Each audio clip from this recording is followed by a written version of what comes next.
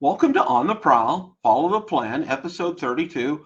I'm your host, Bill. I'm going to be talking about the Panthers clinching a playoff spot and then what following the plan really means and what home ice is all about. So, without any further ado, let's jump right into this. Now, Saturday night, the Columbus Blue Jackets lost to the Ottawa Senators, and thereby the Panthers clinched a playoff spot.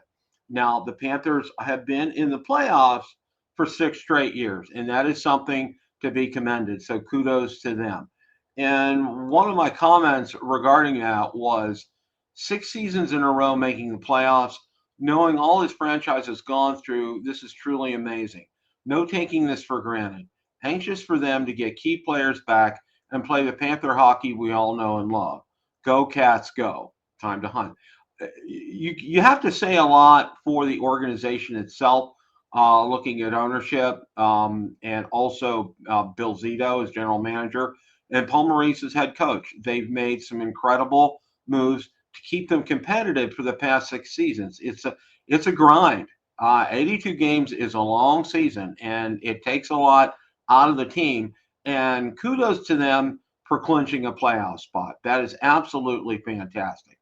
Now, over the weekend, you probably found out that the Panthers made some recalls from Charlotte. And the first player they recalled from Charlotte, and forgive me if I mispronounce their names, Matt Kierstead. The second player they recalled from Charlotte was Rasmus Asplund. And the third player that they recalled was Jesse Puljujärvi. Okay. And Kierstead is a defenseman, and the last two are forwards.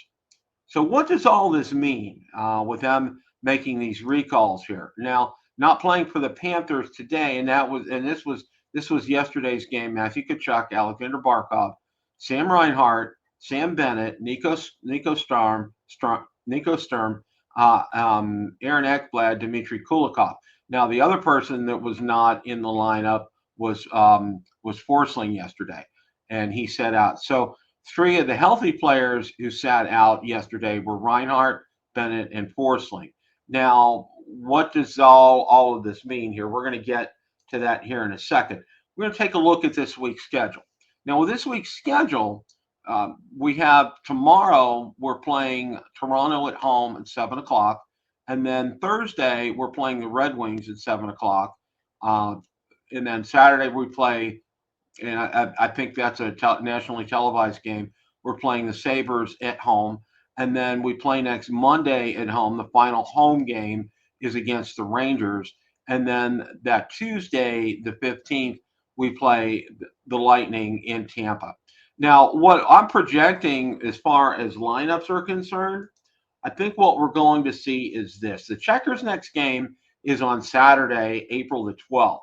So because of that, I'm projecting that Reinhardt, Bennett, and Forsling will be out of the lineup this week in the games against Toronto and the games against Detroit. And I'm projecting from everything that I've read and seen that Barkov should be back early this week, and Kulikov will be back later this week. I haven't seen any updates on Nico Sturm, and if I do find anything out, I will be sure to keep you guys posted on that. This is a smart move. Resting people. The Panthers have played a lot of hockey over the past 3 seasons. There's no questions about that. If you look at the total number of games, the ice time, especially for Reinhart, Bennett, and Forsling, it's probably off the charts. So this is a well-deserved 2 or 3 game rest for them as far as that's concerned. Getting Barkov back will be good. Getting Kulikov back will be good as well. And hopefully Sturm will be back as well. I put out a post today. It was a poll, and by resting players, do you think the Panthers are foregoing home ice advantage for as close to 100% healthy team as possible? And this was very early because this was an hour after I posted this, but 84% out of the 25 votes said yes, and 16% no. So you're doing a trade-off here. You're trading off getting healthy players back and getting as close to 100% as possible versus home ice. And one of the things that I wanted to do here in this next slide here, following the plan home ice advantage. Now, during the 2023-2024 Stanley Cup playoffs, 10 of the Panthers' 16 wins were on home ice. So there's a lot to be said about being able to win on home ice. I mean, there is a definite advantage as far as that is concerned. And if you look at it, you saw that Panthers did pretty well on the road last year as far as that's concerned. But I think the key point here, and I think this what the follow the plan is that the Panthers are foregoing the home ice advantage right now in lieu of getting a healthy lineup back. And it's been a lot. It's been a struggle for them these past few weeks. There's been no question about it. This past road trip, a lot of people refer to it as the road trip from Hades. It was not a good road trip. There were a lot of bright spots, and I think Paul Maurice talked about those. Uh, but overall, it's difficult. It's difficult to watch as a podcaster. It's difficult to watch as a fan. It was difficult for the players. Nobody likes to be on the losing end, and they were on the losing end the whole road trip. It was not good. It was not good. And I wanted to give some thoughts to all of this and piece all these things together from a lot of the things that I've heard. Now, one of the first things is I'm hearing a lot about how certain players are playing right now. And I think one of the things that we need to bear in mind, for example, I'm going to bring up Seth Jones here. All right. Seth Jones has been asked to step up and above and beyond what he initially what his role was supposed to be. Okay, well, no one expected Aaron Ekblad to have a 20-game suspension and sit out a good chunk of games for the rest of the year. So in turn, that meant that Seth Jones had to step up, and especially with Dmitry Kulikov out of the lineup.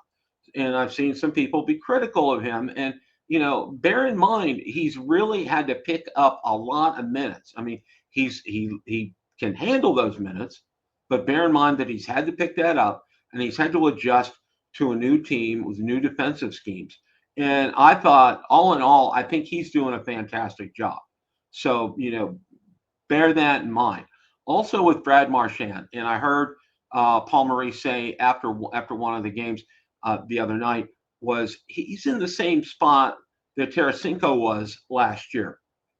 And what he wants to do with Brad is he wants to mix him up on different lines and different line combinations and see how that's going to work. Now, this is a perfect time to do it because really, truly, in essence, these games are meaningless in terms of standings and, obviously with us talking about them eschewing home ice versus having a healthy team. This is good. This is a good time to be able to do this. You don't want to have to go. You don't want to go in the playoffs and in game one have to start mixing your lines up to find a right combo here. So I think that's a great thing that Paul is doing with that, especially with Brad. And you realize Brad Marchand is an NHL veteran. He's a great player, and he's gonna come back to where he was. Now I know a lot of people, and a lot of people have been real critical of Carter Verhaeghe, and granted, he did sign that contract up front at the beginning of the season, and he's not had what in terms of his previous seasons, he's not really had a good season this year. Just let's be honest about that.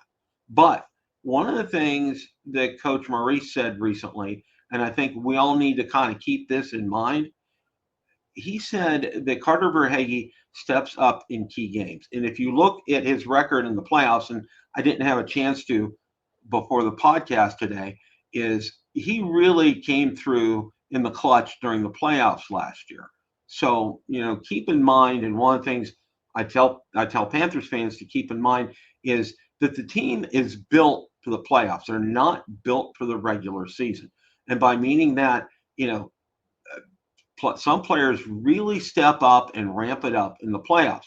And another person that I want to call out at this point in time is Evan Rodriguez. Okay. Last year, especially in the finals, he scored some key goals last year for the Panthers. He was at the right place at the right time. He's done a fantastic job. And also too, his versatility. I mean, he he's played both wings, and he's also played center as well too, because of all the injuries and the shiftings in the lineup. And I think he's done a remarkable job with that as well. And I think not enough praise goes to Lundell and his alignment. They are grinding it out. They are agitating the opponents. They are forechecking well. They're getting great opportunities on the net. Give him a lot of credit. He has really stepped up, and he's been a great player. I expect great things from him in the playoffs this year. I really do, in his line. So be watching out for that too. And then, of course, Mackie Samoskevich. Mackie has been an absolute fantastic player. Just because you're not putting pucks in the back of the net doesn't mean you're playing well. And he's playing well. And he's giving the team opportunities and chances to put pucks in the net. He's been very aggressive on the forecheck. He's fantastic at digging pucks out of the corner. He's great at setting players up. His shot has been pretty accurate, and kudos to them for that. Now, one of the things that I think, and I don't want to call this a negative, but the Panthers shot selection as of late has not been very good. And what I mean by that is, especially shots from the blue line, you want to hit the net, or you want to come as close to hitting the net as possible. You want to allow chances for players in front for deflection goals, because the deflection goal is one of the hardest goals. If you ask a goalie what the hardest goal to defend against is, it's these deflection goals. They're impossible, because all of a sudden he's tracking that puck, and next thing you know, a stick or an elbow, and boom, that puck's in the back of the net, and he was tracking the puck all the way and was going to make the save. That's important, and I think that's one thing. I think we need to realize that we need to get these shots on net. We need to make them more accurate. And one of the other things that I've noticed too with the shot selection, and this has kind of been bared up with some of the writers for the Panthers talking about their shots missing the mark. And I think one of the other things too is a lot of their shots, especially when they're up close in front in the what they call the high danger area for scoring, they're not getting a lot of elevation on their shots. And these goaltenders, even these backup goaltenders, like we saw, the past few days, have been looking like first stringers. We've been making them like that because we have been putting the pucks right in their paths. I'm hoping during this week that Paul can put some of these things into practice, getting them to try to really, put some elevation on their shots, getting them to be more accurate on the net, getting a lot of these shots to deflect in the net. Again, these deflection goals are the hardest to defend against, because the goaltenders can't really see, they're tracking the puck in, and they have a difficult time being able to make those saves. So, let's hope that Paul's going to be working on that. As far as Matthew Tkachuk is concerned, did hear when Paul had a press conference after one of the games recently last week. He kind of left it open-ended in terms of, he said he's starting to skate, but he has a ways to go. There's a possibility, and I want to raise this possibility, and I think others have talked about this as well too, that he might not be available for the first round of the playoffs. That's something I think we all need to kind of keep and bear this in mind, because coming back from a groin injury is very different. The number one thing you need to do is rest, and that's how you come back from those type of injuries. We'll see. I don't know. I'm just wanting to plant that thought out there, because I know Paul planted that thought, and I'm sure he was referring to Matthew Tkachuk. And of course, Aaron Ekblad will be back Game 3 of the playoffs after serving his 20-game suspension. So that's kind of where things are right now. The Panthers have put out notices about getting your playoff tickets, and act accordingly for those. I believe the pre-sale is on the 9th, so that's on, I believe, Wednesday. So if you're interested in that, go for it. I know I got the email. I'm a partial season ticket holder, so I got the email on that. I have made the decision as far as going to the playoffs is concerned. For me, I'm not going to go to a game until they get to the finals. That's just me. I'm really hoping that we can see some positive aspects to the Panthers game the rest of this week. I know it's hard for us to watch these games, especially yesterday, like against Detroit. You had the feeling that they weren't going to win yesterday, and it kind of bared out. And they didn't have a chance to make it close in the last couple of minutes of the game. They really kind of ramped it up there, which was very nice to see. And it would be nice to see them win a few games come the end of the season. But remember, that's not really the goal right now. The goal is to get healthy and to follow the plan. And I think they're on course. I think they're doing that. Be patient is what I can tell everybody. They'll get there. Just have some patience. I think the big question in my mind is when Matthew Tkachuk is coming back.